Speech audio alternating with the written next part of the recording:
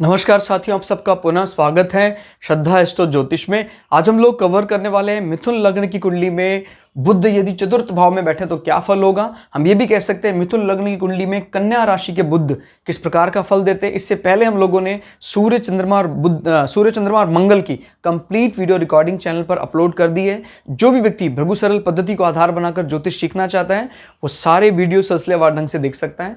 और अगर आप सूर्य से लेकर राहु केतु तक सभी वीडियो पाना चाहते हैं तो जल्दी ही अपलोड करेंगे। वो वीडियो पाने के लिए आप बेल आइकन को दबाएं ताकि आपको टाइमली जो भी अपलोडेशन हो रहा है मिलता रहे। कोई हमसे कंसल्ट करना चाहता है तो उसका क्या प्रोसीजर है जानने के लिए व्हाट्सअप कर सकता है 9996621177। या ईमेल है sanat.waj@gmail.com पर, या हमारा वेबसाइट है www.sanatkumara.webs.com पर। तो आइए शुरुआत करते हैं आज की वीडियो का। यहाँ से गिनते हैं एंटी क्लॉकवाइज तो 1 2 3 4 चौथे भाव में पड़ता है। इसको ठीक कर लेते हैं। चौथे भाव में पड़ता है बुध। क्लियर। तो ये बुध बताता है हमारा किस प्रकार का जो देखिए लग्नाधिपति जब हमारे इसमें जाते हैं शुभ भाव में जाते हैं तो आपका जो जीवन है पूरे जिंदगी भर आप अपने मकान के लिए, वाहन के लिए, माता के संबंधों के साथ विचार करने में अपना पूरा जीवन लगा देते हैं।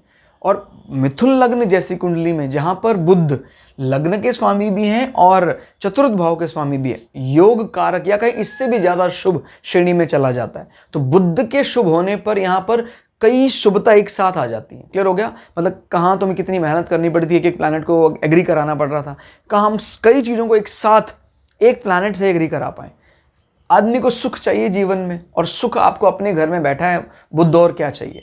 क्लियर हो गया। और बुध अगर यहाँ 6 डिग्री 7 डिग्री तक हो जाते हैं तो फिर तो आप के जीवन में सुख सुविधा, मकान, इस प्रकार वाहन की कोई कमी होने वाली नहीं है। क्लियर हो गया।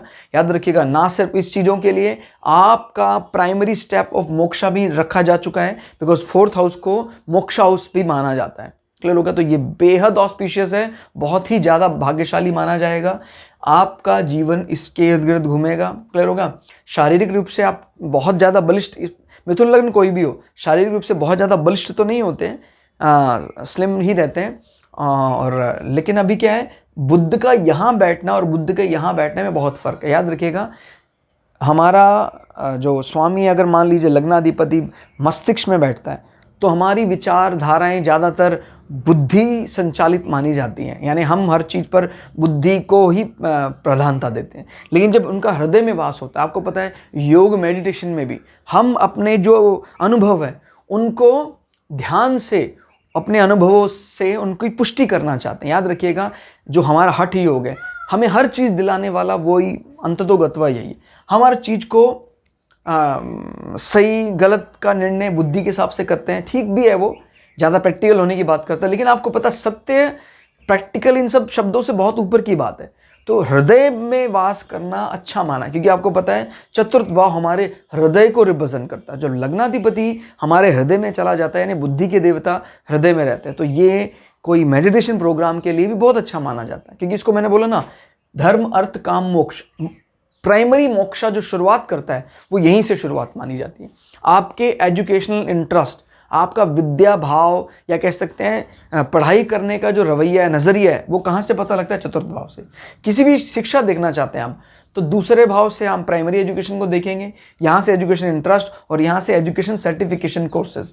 तो हमें ये 3 हाउस और साथ में अगर हम हायर रिसर्च को भी देखना चाहते हैं तो आप 9th हाउस को भी इसमें ऐड कर सकते हैं। इनके बिना हम कुछ नहीं कर सकते सटीकता से। जैसे मान लीजिए हमने खाली 5th हाउस को देखा, काफ़ी स्ट्रांग है, लेकिन 4th हाउस और सेकंड हाउस क्रैश हो गया, करप्ट हो गया, तो फिर हम कहेंगे यार सर्टिफिकेशन तो मिल जाएगा, उसका सांसारिक समाज में उसका सुख भी मिलता प्रतीत होगा उस डिग्री सर्टिफिकेशन का। लेकिन अगर चतुर्थ हाउस क्रैश है, करप्ट है, सेकेंड हाउस भी करप्ट है, तो मतलब बुद्धि वास्तव में नहीं होगी, वो अपने आप में बड़ा ज़्यादा बेचैन रहता होगा। अब आप इसको कुछ भी मान लीजिए, डिग्री सर्टिफिकेशन का फ़ायदा भी मिल रहा है, जबकि डिग्री सर्टिफिकेशन आपके ऐसे ही है, मतलब इंटरेस्ट से नहीं पढ़ा है, फिर भी उसका फ़ायदा मिल रहा है समाज में पंचम भाव से। लेकिन वास्तव में आपके पास कोई ज्ञान गुण है नहीं, कोई प्राइमरी, कोई बहुत ज़्यादा एथिक मोरल कुछ भी नहीं है।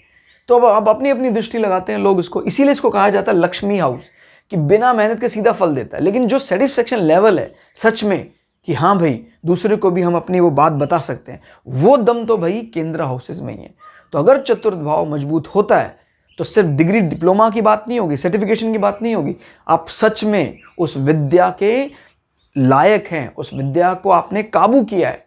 क्लियर हो गया? तो वो चतुर्थ भाव से ही आपको मिलता है। बुध यहाँ स्वग्री होकर बहुत ज़्यादा बली हो जाती है, क्योंकि इस राशि में उच्च के हो जाते हैं। बुध एक लौता ऐसा प्लैनेट है जो अपने ही हाउसेज में जाकर, ओन्ड हाउस होगा, यहीं जाकर वो मूल त्रिकोण होगा और यहीं जाकर वो उच्च का हो जाएगा। यानी वर्क फ्रॉम होम का जो ये आजकल लॉकडाउन में या कोरोना काल में जो वर्क फ्रॉम होम का ये स्लोगन चला है, बहुत पॉपुलर हो गया, इसकी जो मुख्य विचारधारा है किस प्लैनेट के साथ मैच करती है? बुध के साथ। बुध को सबसे ज़्यादा अच्छा लगता है काम करना वर्क फ्रॉम होम। क्लियर हो गया? और इसकी ये जो 7वीं दृष्टि है वो नीच की दृष्टि है। क्लियर होगा? कोई भी प्लैनेट जहाँ उच्च का होता है उसके 7वें वाला हाउस में जो दृष्टि मारता है नीच की, तो इस हाउस में तो वो जितना पॉजिटिव हो सकता हो जाता है, लेकिन इसका हर्जाना किसको उठाना पड़ता है? सामने वाले 7th हाउस को। तो 7th हाउस में आपका कर्म जो है वो डावाडोल रहेगा, नीच की दृष्टि डाल रहा है, तो आपके कर्मों में उसका नुकसान होगा। इनफैक्ट ऐसे व्यक्तियों को सलाह देनी चाहिए, अगर बृहस्पति अच्छी स्थिति में नहीं है तो कोई ना कोई अपना अपना जो काम आप करते हैं उसका एक छोटा ऑफिस या एक कह सकते हैं एक ऐसा अलग से अपने घर में एक ऐसा कमरा रिजर्व रखें ऑफिस के लिए, या ऐसा लगे कि अपने ऑफिस का काम के लिए घर का यूज़ करते हैं, तो फिर बुध की जो नीच की नज़र है उसका प्रभाव काफ़ी हद तक कम हो जाता है। क्लियर होगा? तो ये ध्यान रखना है कि अगर बृहस्पति अच्छी स्थिति में है तो टेंशन लेने की जरूरत नहीं है। बृहस्पति बेहद शुभ ग्रह है, वो बचा लेंगे, ना सिर्फ 7th भाव को, 10th भाव को भी बचा लेंगे। अगर बृहस्पति कहीं नीच के होकर बैठ जाते हैं, बुरी स्थिति में यहाँ बैठ जाते हैं, तो फिर आपको जो मैंने बोला है कि ऑफिस में अगर आप जॉब कहीं कर रहे हैं तो आपको घर में भी कोई ना कोई उसका ऑफिस का काम जरूर करना चाहिए। ऐसा कमरा है जो ऑफिस के लिए थोड़ा रिजर्व रखना चाहिए, ताकि इस बल से आप इस नेगेटिव इम्पैक्ट को कम कर सकें। ये एक अपने आप में रेमेडी होगी, प्रयोग होगा। क्लियर? और तो कुल मिला के लग्न को भी यहाँ पर बैठकर इसने बल दे दिया, अपने से चतुर्थ होकर चतुर्थ भाव में बैठा है, बहुत बढ़िया।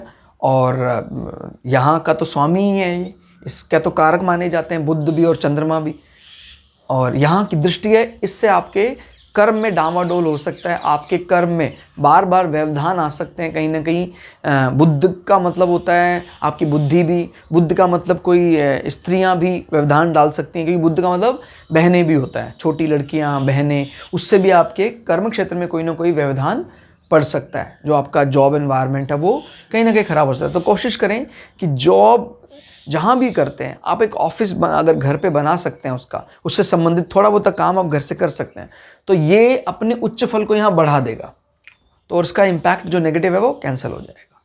क्लियर होगा? तो दोस्तों ये था आज का फल। आपको कैसा लगा कमेंट करके ज़रूर बताइएगा। मिलते हैं अगली वीडियो में, तब तक के लिए जय श्री भृगु पराशरा, जय श्री शुक्राचार्य, नमस्कार।